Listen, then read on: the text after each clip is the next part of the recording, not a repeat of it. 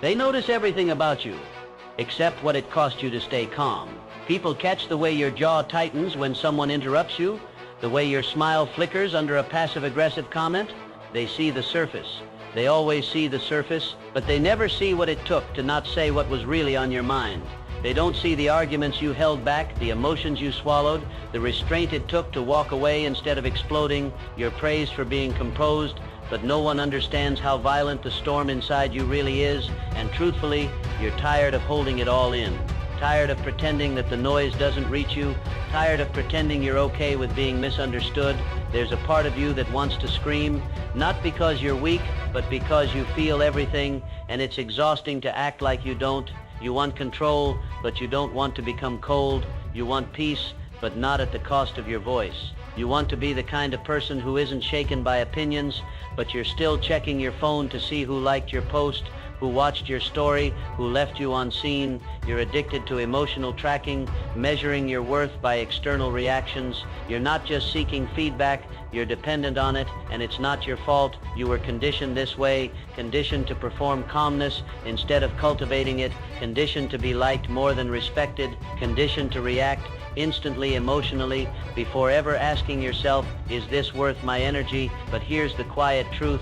Nobody tells you reacting is easy, overthinking is easy, explaining yourself is easy. What's hard is stillness.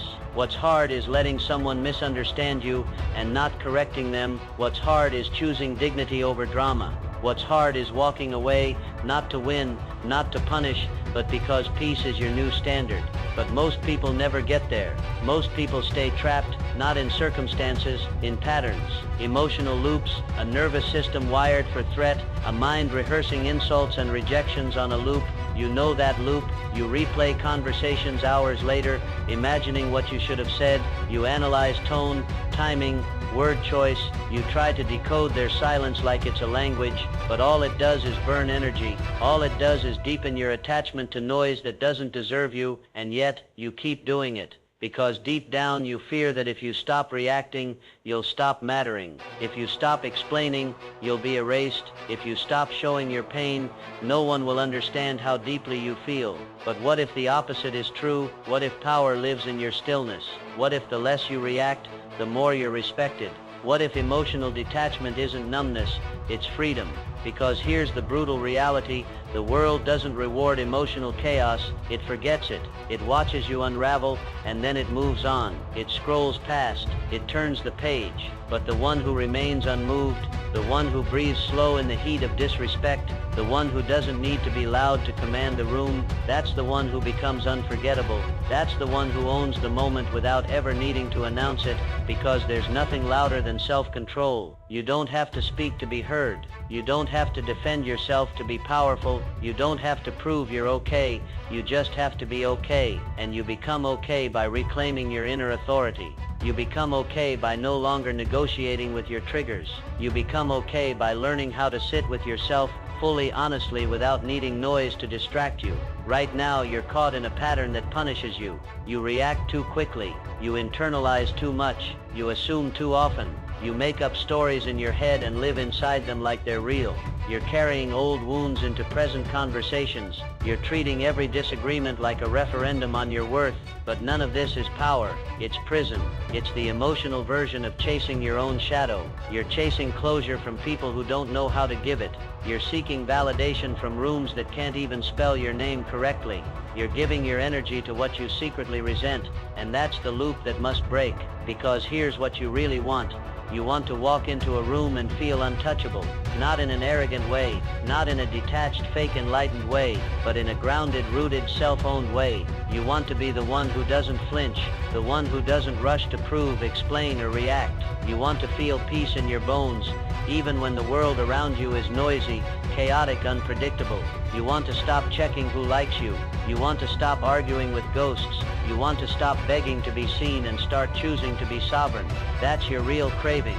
Not applause, not attention, not even understanding. What you crave is internal command, the kind that doesn't sway in storms, the kind that doesn't shrink under scrutiny, the kind that doesn't need anyone's permission to stand tall. And underneath that craving is the fear that maybe you'll never get there, that maybe you'll always be reactive, always be exhausted by other people's moods, always be replaying what they said and what you wish you said, the fear that your peace is always one disrespect away from collapse, that no matter how much you meditate, read, journal, you'll still crumble the next time someone criticizes you. That fear runs deep. It's not about ego, it's about identity. Because if you can't master your emotions, who are you really? Who's really running your life? You or your nervous system? But listen closely. This fear isn't your enemy. It's your proof that something greater is waking up inside you. The desire to become unshakable isn't a fantasy, it's a signal that your old self can't hold your future, a signal that your soul is done playing small, done flinching. Something breaks the moment you realize your reactions are not signs of strength, but chains. You've been taught to speak up, to defend, to clarify, to chase closure like it's oxygen. But there's a turning point, quiet and seismic, when you begin to feel the fatigue of it all. You see how much energy you've spent trying to control perception, to explain your pain, to manage every emotional ripple in the room. And the shift begins. Not with thunder, not with applause, but with a subtle inner revolt, a refusal, a whisper, no more. No more giving your inner world away to external chaos. No more fighting battles that shrink your spirit. No more performing emotional transparency for people who haven't earned access to your depth. This is the beginning of your rise, not upward, but inward, toward silence, toward stillness, toward power. You start to see emotional stillness not as passivity, but as strategy. You stop chasing peace and start training it. You stop defending your truth and start embodying it, because you finally understand the strongest move isn't always to speak, it's to remain, to hold your posture, to conserve your energy like a weapon. And this kind of restraint isn't natural. It's built, modeled, carved into your mindset by those who walked this path before you, those who made stillness a legacy. Look first to Bruce Lee, the warrior philosopher who made silence louder than fists. He moved like water and struck like lightning, but it was his presence that made him terrifying. He didn't argue with critics. He didn't waste energy on theatrics. He refined himself relentlessly until even standing still felt like a statement. His power wasn't just in technique, it was in emotional calibration. He trained for discipline, not destruction, for calm, not chaos. Be like water, he said, adaptable, fluid, uncatchable. When you watched him, you didn't just see control, you felt it. Now turn to Marcus Aurelius, the Roman emperor who ruled an empire while waging war against his own emotions. Stoic, sharp, endlessly reflective. His power didn't come from armies, it came from stillness of mind. In his private journal, never meant for public eyes, he wrote to himself like a man forging armor from his thoughts. You have power over your mind, not outside events. Realize this, and you will find strength. In the face of betrayal, disease, war, and loss, he chose inner steadiness over outer spectacle. He ruled not with reactivity, but with reason. And when history weighed down on him, he didn't collapse. He wrote, he reflected, he recentered. Then there's Winston Churchill, a wartime leader so composed in chaos that his calm became contagious. While bombs fell over London, Churchill walked the streets with quiet defiance, not to perform courage, but to radiate it. His speeches shook nations not because they were loud, but because they were anchored. He mastered the pause, the tone, the stillness between words, and behind closed doors. When doubt crept in, he didn't flinch outwardly. He strategized, he endured. His genius wasn't in avoiding fear, it was in leading through it without letting it poison his presence. These three men, so different in culture, era, and mission, shared one trait that now calls to you inner command, the ability to remain composed in a world that thrives on chaos, the ability to lead, not through force, but through emotional economy, the ability to act as if nothing bothers you, not because you feel nothing, but because you've trained your nervous system to obey your principles, not your impulses. That's the shift. from reaction to direction, from emotional exposure to emotional discipline. You realize you don't need to attend every conflict you're invited to. You don't need to respond to every glance, every slight, every delay. You are no longer a puppet to mood or misunderstanding. You are no longer triggered by the temporary. You've outgrown the need to make your emotions visible to be valid. Now you hold them close, you transmute them, you move with them, but you are never moved by them. You start asking better questions. Is this response necessary? Will this cost me clarity? Am I trying to be understood? Or am I abandoning my peace for recognition? And every time you choose silence over chaos, breath over reaction, stillness over storm, you lay another brick in the foundation of the person you're becoming. Someone who doesn't just appear calm, but is calm. Because their calm wasn't inherited, it was built. When you watch Bruce flow, Marcus reflect, Churchill endure, you're not just seeing greatness, you're seeing a map, a path, a blueprint for your own transformation. They weren't born unshakable.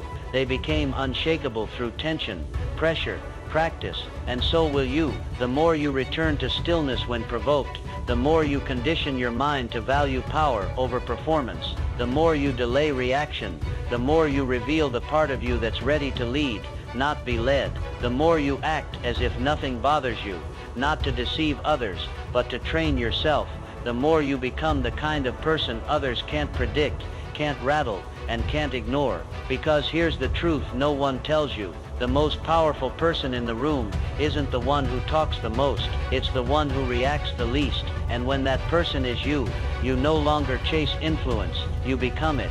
There's a moment where philosophy must become practice. Where understanding isn't enough, your nervous system must be retrained.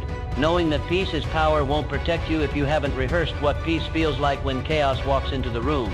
Mental training begins not with grand declarations, but with repetition, with daily friction, with micro decisions that either reinforce your control or forfeit. This is the gym where discipline is forged in the gap between trigger and reaction. And the question is simple. What are you rehearsing? Most people practice being reactive. They rehearse defensiveness. They scroll rage. They argue with their screens. They let every slight rewrite their chemistry. You, on the other hand, are here to train for silence under pressure, for focus under fire, for control that looks effortless but is built like iron beneath your skin. Start with your breath. It sounds simple, obvious, but it's not. It's sacred. When you breathe with intention, you override panic. You signal to your mind, I am safe here. I choose how I feel. This is where Bruce Lee started his training, not just with strikes, but with breath. Inhale, observe, wait. Exhale, respond. He didn't throw punches out of impulse. He moved like a thought. Fast but never rushed. Controlled.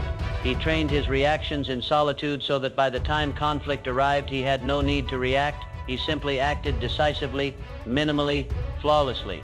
That's the rhythm you must rehearse. Begin each day not with your phone but with your posture, your stillness. Sit with your discomfort. Observe what thoughts demand attention. Ask, is this thought true? Is it useful? Does it serve the person I'm becoming? Now apply the Stoic layer. Marcus Aurelius journaled to himself not to vent, but to rehearse clarity.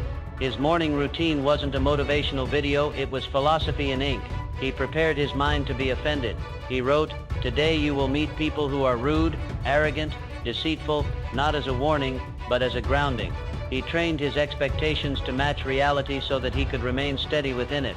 You must do the same. Expect discomfort. Expect friction. Expect slow progress. But don't resist it. Rehearse it. Prepare for it like a soldier trains for war. And when it arrives, you won't be shocked. You'll be ready, calm.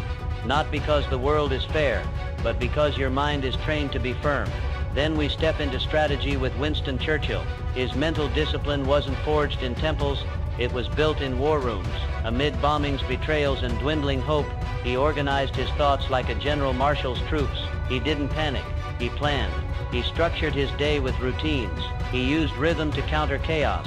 You must do the same. Choose anchors, routines you return to no matter what the day throws at you. Your training begins with systems, not moods. When you feel low, don't reach for stimulation. Reach for your ritual. Walk, write, breathe. Listen to the silence beneath your thoughts. Most people wait to feel good to take control, but that's amateur mindset. You don't wait, you lead, regardless of feeling, regardless of noise, regardless of opinion. And here's where the practice becomes tactical. The pause. Every emotionally driven mistake begins the same way: too fast, words sent too soon, decisions made too emotionally, energy given away too cheaply. The pause saves you. Between stimulus and response is your moment of choice, and that moment is where leadership is born. Try it now. The next time someone's tone offends you, don't reply. Breathe. Let their energy pass through you like wind through stone. Practice saying nothing, not forever, just long enough to gather yourself. And when you do speak, you speak from intention, not emotion. That's the difference between control and collapse. Bruce practiced the pause in movement. Marcus practiced it in journaling. Churchill practiced it in silence before speeches. You will practice it everywhere. And the more you practice, the more unshakable you become. Because over time your mind rewires. The default reaction, defensiveness, anger, insecurity, gets overridden by calm, presence, and command. You begin to respond like a sculptor chiseling stone, one deliberate move at a time. You become harder to provoke, easier to follow, impossible to read, because now you don't need to react. You choose, you evaluate, you lead, and nothing is more magnetic than a human being who no longer seeks validation from noise. Make this practical. Each morning, write your identity into your day. I am calm. I don't chase small things. I don't explain myself unnecessarily. I hold my energy like gold.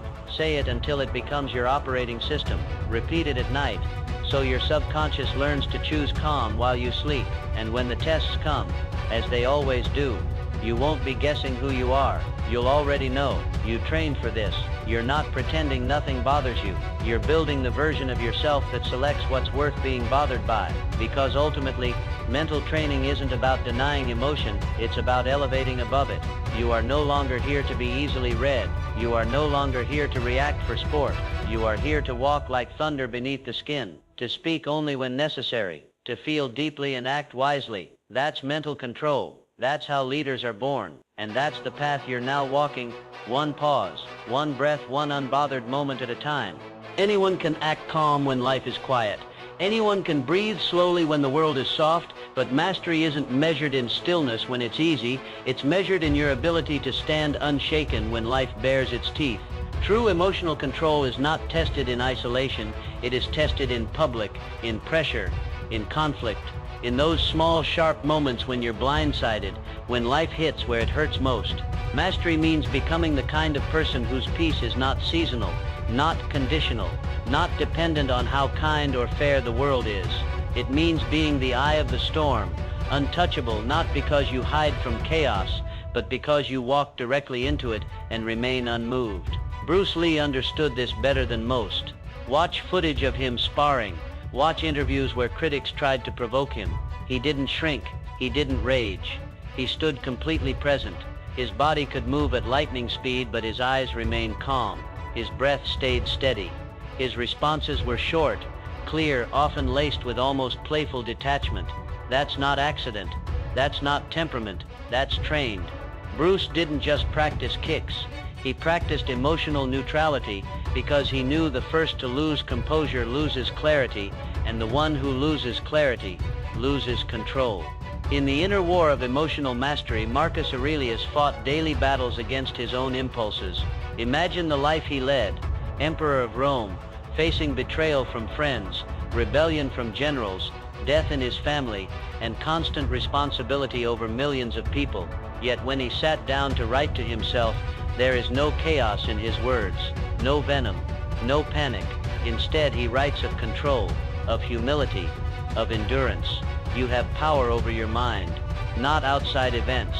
Realize this, and you will find strength.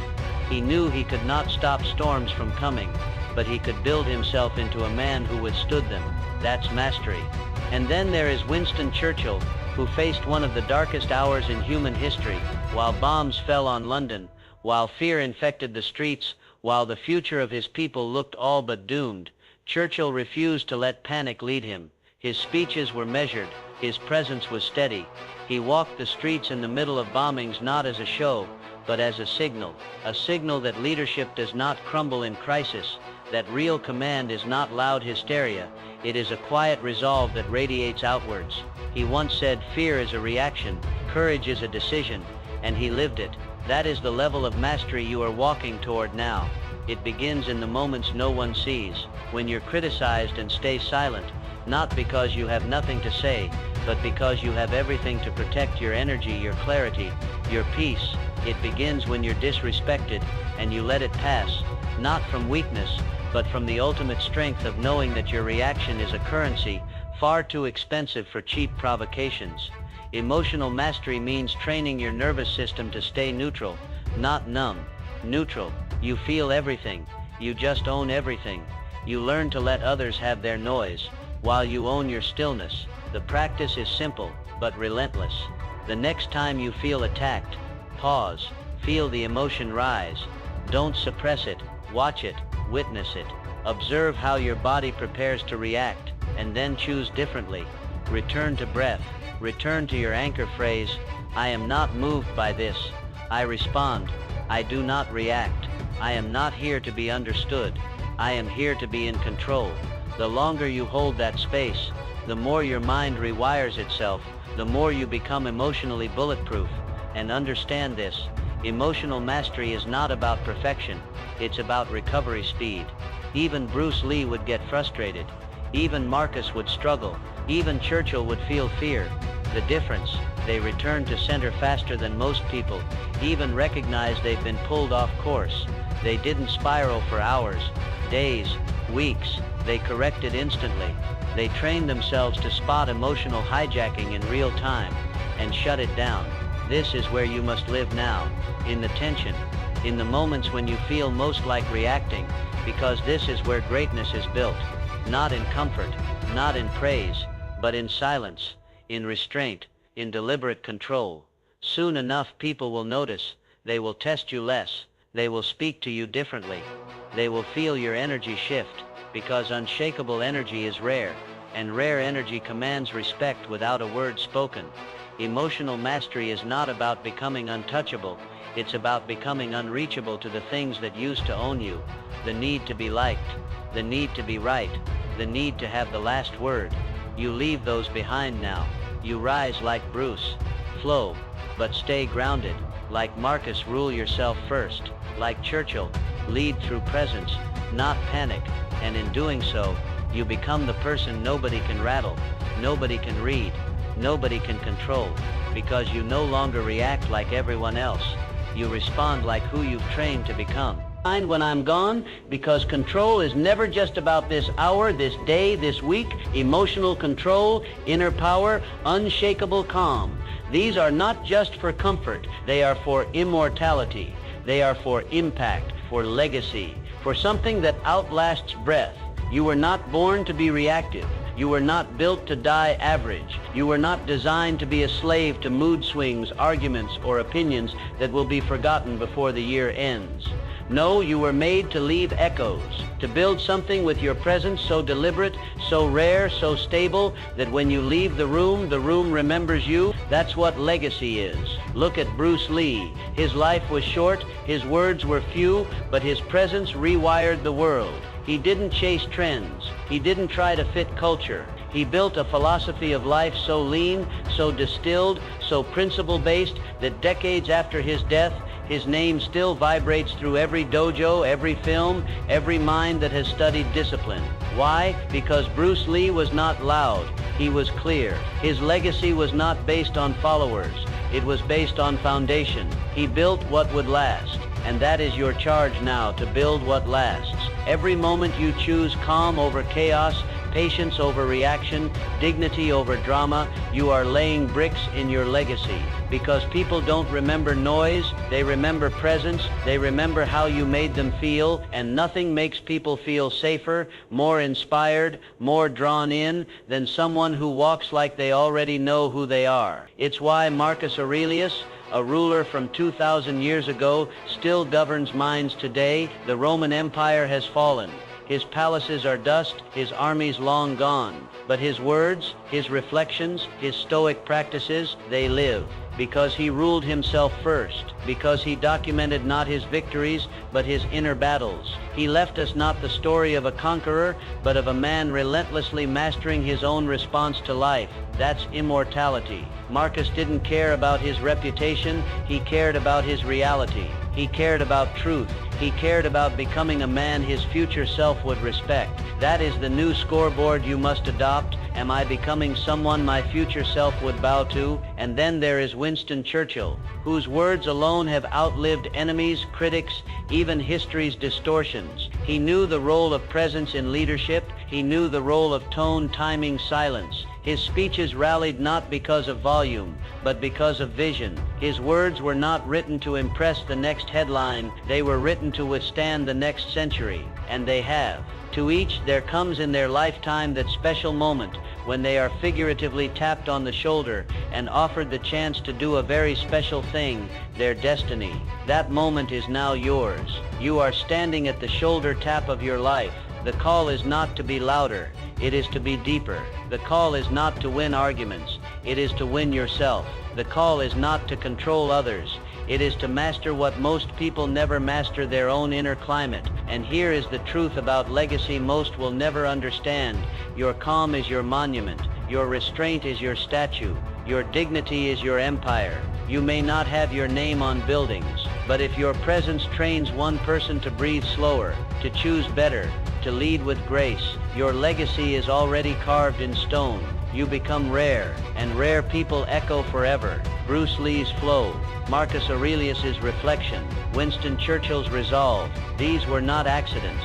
They were disciplines, rehearsed daily, embodied relentlessly, until the men themselves became philosophies. You are doing the same now. Every time you hold silence when disrespected, you're teaching the room what true power is. Every time you walk away from chaos without shrinking your energy, you're showing the world what unshakable looks like. Every time you respond from principle instead of pain, you are laying stones at the foundation of your future legend. Because long after this moment passes, long after this conversation fades, long after your name is spoken by people who never met you, they will remember how you carried yourself. They will remember how you stood still in fire. They will remember how you ruled yourself when others lost themselves. That is your legacy, and it begins right now.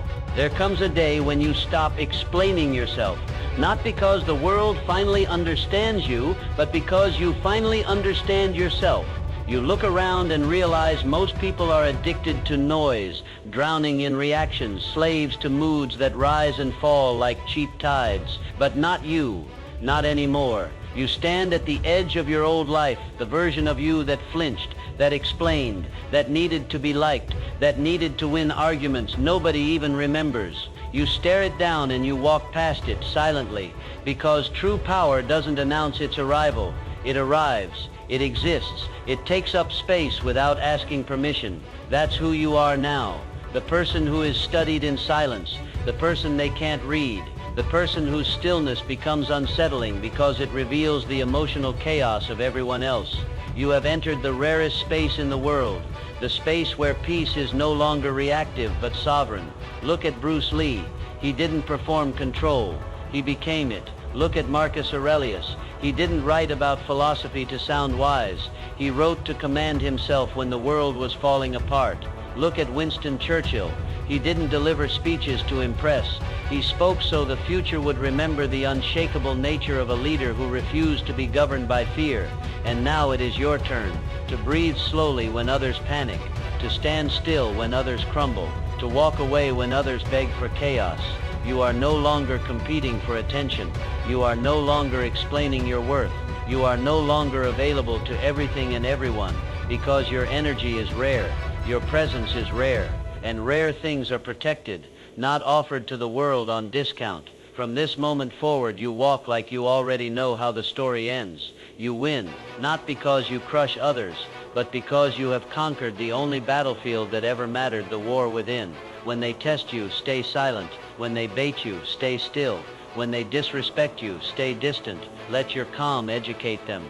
Let your silence humble them. Let your unbothered energy do what noise never could. Leave them wondering how they lost access to you without ever hearing a goodbye. Because this is who you are now. The person who doesn't flinch, doesn't chase, doesn't lower themselves to be seen. You stand so still the world moves around you. You speak so little that every word cuts deeper. You walk so slowly through life that nothing can catch you, because you no longer chase anything outside yourself. That's presence. That's dominance. That's the highest form of emotional control. To be so untouchable that people have to rise to meet you because you will never descend to meet them in chaos again. You've outgrown the noise. You've buried the old version of you. And now you walk forward, unshaken, unstoppable, untouchable, because true power was never in how loud you could be. It was always in how silent you were willing to become. You've heard enough noise in your life. Now it's time for stillness to do the talking. You've spent years reacting, chasing, explaining, breaking into smaller pieces just to be understood by people who couldn't carry your truth for a single day. But now, that cycle ends. Because everything you've heard here isn't just information, it's activation. This is not motivation. This is not hype. This is a remembering of who you are, who you were before life taught you to flinch, who you were before the world trained you to be emotionally available to every distraction. And now your work begins, not out there, but in here, in the quiet, in the moments before bed when the world fades and your true programming begins. This is when you embed the new identity, the unbothered one, the untouchable one, the version of you who speaks less and sees more, who pauses before reacting, who no longer negotiates with chaos. You are not here to prove anything. You are here to master yourself, to own your emotional responses, to build such stillness in your bones that even your presence becomes a pattern interrupt in every room you enter. They won't understand you. Let them guess. Let them talk. Let them wonder. You're not here to be read, you're here to be remembered. Because while the world is looking for louder voices, you are becoming the silent one they can't ignore. Let this message play while you sleep. Let it hardwire into your unconscious. Let it become your new operating system. When you wake up tomorrow, you don't go back to who you were. You rise as who you're becoming. Comment below the line that hit you hardest for others to inspire, then play this video again tonight and let it rewire your subconscious.